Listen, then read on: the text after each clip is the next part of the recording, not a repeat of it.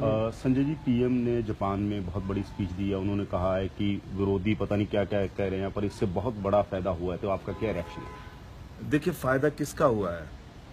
फायदा हुआ है भारतीय जनता पार्टी के नेताओं का, जिन्होंने काला धन जमा कर रखा था। फायदा हुआ है सुखबीर बादल जैसे लोगों का, जो मोदी जी के करीबी है और जिन्होंने पैसा, काला धन, अंबानी का, शरद पवार का, येदियुरप्पा का, भाजपा के नेताओं का। और ये मैं ऐसी बात नहीं कह रहा हूं, इसका प्रमाण दे रहा हूं पंजाब का ही। ये संजीव कंबोज नाम का व्यक्ति है, भारतीय जनता पार्टी का कन्वीनर है लीगल सेल का, पंजाब का। 6 नवंबर को इसके पास 2000 की नोटें आ गई थी, उसकी गड्डियां आ गई थी। ये कहां से आ गई? और ये कह रहा है, मोदी जी ने आज कहा ना, मोदी जी ने अपने बयान में कहा कि कानो कान किसी को खबर नहीं थी, इसको गोपनीय हमने रखा, गोपनीय रखना था।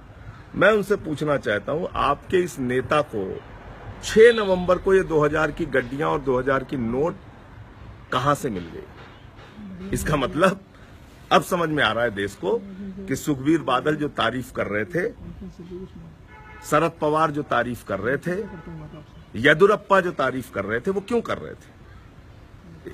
जितने भी मोदी जी के करीबी लोग हैं, जितने भी भाजपा के लोग हैं, जितने भी काला धन के व्यापारी हैं, काला धन रखने वाले लोग हैं, उनका रुपया तो आपने ठीक कर दिया।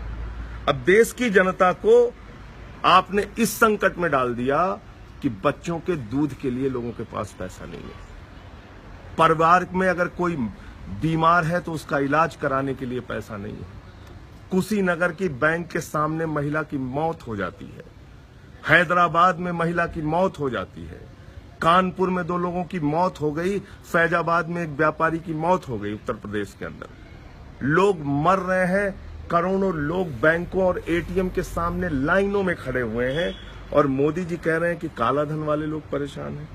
ये काला धन वाले लोग हैं, इनकी ओर मोदी जी की निगाह नहीं जा रही है। बहुत अफसोस के साथ मुझे ये कहना पड़ रहा है कि देश के प्रधानमंत्री जनता की समस्याओं से कट चुके हैं, उनको देश की पीड़ा नहीं दिख रही है और ऐसे मौके पर भी वो इस प्रकार की टिप्पणी कर रहे हैं कि सिर्फ और सिर्फ चंद लोग, कुछ लोग, काला धन वाले परेशान हैं। आपको लगता है ये जो लोग लाइनों में खड़े हैं, लंबी लंबी कतारें लगाए हुए, इनकी पीड़ा नहीं, ये इस माँ, ये काला धन रखने वाली माँ है, इसकी पीड़ा नहीं दिख रही है उनको।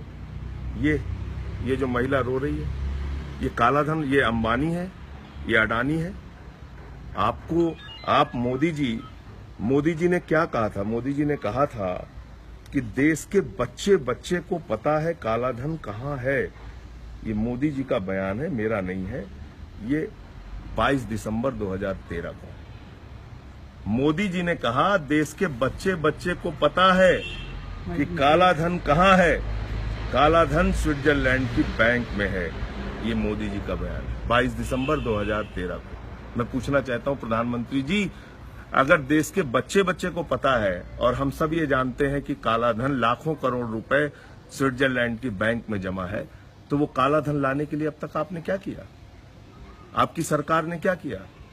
पनामा पेपर लीक्स की रिपोर्ट है आपके पास, उनके खिलाफ आपने क्या किया? आपने विजय माल्या 9000 करोड़ रुपए देश का लेके भाग गया, उसके खिलाफ आपने क्या किया? ललित मोदी विदेशों में बैठ के आपको चिढ़ा रहा है, उस पर आपने क्या कार्रवाई की? और ये सब भी किनारे छोड़ दीजिए, लाखों करोड़ रुपए, मेरे ख्याल से 8 लाख से लेके 11 लाख करोड़ रुपए तक के बैंक डिफॉल्टर्स की लिस्ट सरकार के पास है। जनता के पैसे से जिनको कर्ज दिया गया, वो बैंक डिफॉल्टर्स जिसकी लिस्ट सरकार के पास है, उनकी उसका अमाउंट 8 लाख से लेके 11 करोड़ रुपए तक है। और उनकी सूची मैं बता देता हूं। आपको लगता है 1,13,000 करोड़ रुपए अंबानी का बकाया है, 90,000 करोड़ रुपए अडानी का बकाया है, 96,000 करोड़ रुपए एसआर ग्रुप का बकाया है, 70,000 करोड़ रुपए जेपी ग्रुप का बकाया है। ये जो हजारों लाखों करोड़ रुपए बैंक के डिफॉल्टर्स हैं, जिन्होंने पैसा नहीं जमा किया देश का, उनकी प्रॉपर्टी आप क्यों नहीं कब्जा करते? उनके फैक्ट्रियां क्यों नहीं कब्जा करते? उनके ऊपर कार्रवाई आप क्यों नहीं करते? उनकी बिल्डिंगें क्यों नहीं कार्रवाई करते? आप उन पे कार्रवाई नहीं कर रहे हैं। आप किस पे कार्रवाई कर रहे हैं? आपने कुशीनगर की एक गरीब महिला को मार दिया। आपने मध्य प्रदेश में एक व्यक्ति को अपनी मां की लाश टायरों पे जलानी पड़ी क्योंकि उसकी मां के लिए अंतिम संस्कार की सामग्री नहीं मिल रही थी। ये हालत है इस देश की। आपको लगता है कि और अगले मोदी जी अगले दिनों जापान में बैठ के जुमलेबाजी कर रहे हैं। अगले दिनों में चुनाव आ रहे हैं, पंजाब का चुनाव है, यूपी का चुनाव है, गोवा का चुनाव है, गुजरात का भी आ रहा है, हिमाचल का भी आ रहा है, छत्तीसगढ़ का आ रहा है, मध्य प्रदेश का उसके बाद आ रहा है। आपको लगता है कि इसका किसी कनेक्शन, इलेक्शन से भी कोई कनेक्शन है?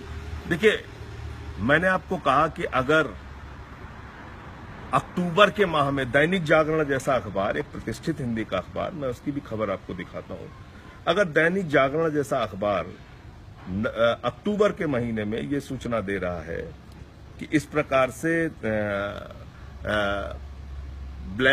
2000 की नोट आ रही है, इसका मतलब उत्तर प्रदेश में तो लोगों को पहले से पता था, उसकी जानकारी थी, उस पर कार्रवाई नहीं हुई, उस पर कार्रवाई नहीं हो रही है। तो मेरे ख्याल से ये जानकारी पहले से थी, और अब जब ये चुनाव का मौका आया है तो इस प्रकार का ये देखिए आप, ये कब की खबर है? ये 27 अक्टूबर 2016 की खबर है। और ये खबर क्या है? अब आएगा 2000 का नोट। ये कब की खबर है? अक्टूबर माह की खबर है, 16 में, 2016 अक्टूबर माह की खबर है। कैसे पता था इस अखबार को? दैनिक जागरण जैसे हिंदी के प्रतिष्ठित अखबार को पता था, उसमें खबर है कि 2000 की नोट आएगी, तो भाजपाइयों को नहीं पता था। मैंने आपको एक भाजपा नेता का दिखा दिया प्रमाण। तो भाजपा के जितने नेता उत्तर प्रदेश में क्या कहीं भी रहे हों, इनका कालाधन सफेद हो चुका है। शरद पवार, सुखबीर बादल, जितने बड़े काले धन के काले कारोबारी थे, उनका सबका कालाधन सफेद हो चुका है। मरने के लिए आदिवासियों को, गरीबों को, किसानों को, मजदूरों को, बर्तन मांजने वाली को, रोजमर्रा की जिंदगी में जिनको 1000-2000 रुपए की जरूरत पड़ती है, उनको इन्होंने परेशान कर दिया, मुसीबत में डाल दिया। आप एलिगेशन लगा रहे हैं बीजेपी के लीडर जो कंबोज हैं, उनका कहना है, उनका हमने रिएक्शन लिया, हमने उनका इंटरव्यू लिया है, वो कह रहे हैं कि मेरा एक व्हाट्सएप ग्रुप था वकीलों का, उसमें किसी ने डाल दिया, ये मजाक में उठा के मैंने पोस्ट कर दिया इसको। आप तो समझदार व्यक्ति हैं। 6 नवंबर को ये फोटो कहां से आ गई? 6 नवंबर को सपने में कहां से भेज दिया फोटो? किसने भेज दिया उनको? ये 6 नवंबर का ट्वीट है ना, ये फोटो 6 नवंबर की है ना। 6 नवंबर को ये फोटो कहां से मिल गई संजीव कंबोज को? बहुत साफ है कि भाजपा के नेताओं को पहले ही काला धन सफेद कर दिया गया। मैं कह रहा हूं ये काला कारोबार तो रुकेगा ही नहीं, क्योंकि 1000 के भी नोट आ गए, 500 के भी आ गए, 2000 के भी आ गए, सारे नोट आ गए। पहले आप कहते थे बड़ी करेंसी की वजह से ब्लैक मनी आ रही है, काला धन आ रहा है। आपने तो 1000 की जगह 2000 कर दिया। मैंने 1000 के भी चलेंगे, 500 के भी चलेंगे, 2000 के भी चलेंगे, और कैसे काला धन रुक जाएगा इससे? कैसे रिश्वतखोरी और भ्रष्टाचार रुक जाएगा इससे? ये समझाने के लिए आप तैयार नहीं है। दूसरा मेरा बहुत सामान्य सा प्रश्न है कि अगर 11 लाख करोड़ रुपए देश के बैंक डिफॉल्टर्स के पास है, उनसे वसूली के लिए सरकार ने कोई कदम क्यों नहीं उठाया? स्विट्जरलैंड के बैंक अकाउंट्स में अगर पैसा है तो काला धन लाने के लिए उस पर कार्रवाई क्यों नहीं की? आपने 125 करोड़ लोगों के ऊपर सर्जिकल स्ट्राइक कर दी। सर्जिकल स्ट्राइक किस पे हुई थी? आतंकवादियों पे हुई थी। तो काला धन पे जो सर्जिकल स्ट्राइक है, वो काला धन रखने वालों पे होनी चाहिए थी। वो सर्जिकल स्ट्राइक किस पे हो रही है? बस्तर की आदिवासी महिला पे, कुशीनगर की बूढ़ी मां पे, तेलंगाना की महिला पर, फैजाबाद के व्यापारी पर, कानपुर के 2 लोगों पर, बुलंदशहर के अस्पताल में जो नवजात बच्चा मर गया महेश शर्मा के हॉस्पिटल में, कैबिनेट मंत्री के हॉस्पिटल में, उसके ऊपर सर्जिकल स्ट्राइक हो रही है। आपने देखा किसी बड़े पूंजीपति या व्यापारी को आपने देखा लाइन में लगते हुए? आप चले जाइए, देख लीजिए।